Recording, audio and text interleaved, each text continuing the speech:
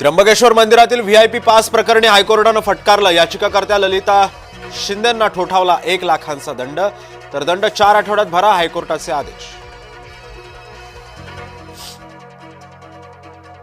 खाणीतील अपघात रोखण्यासाठी महसूल विभागाचे प्रयत्न, बंद खाणीची तपासणी करा, जिल्हाधिकाऱ्यांना निर्देश।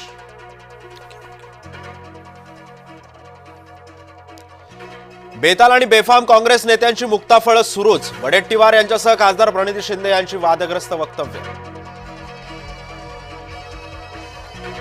सैन्यविरोधी लोकप्रतिनिधी निशाण्यावर, जनतेचा संताप, भाजपकडून सुद्धा विरोध।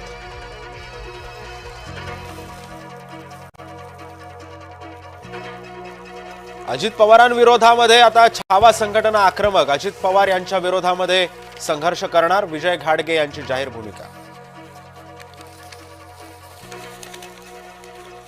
आशिया चषकाच्या घोषणेनं भारतीय संतापले। भारतीय क्रीडा रसिकांचा थेट सवाल, पाकिस्तानसोबत क्रिकेट का खेळायचं असा सवाल।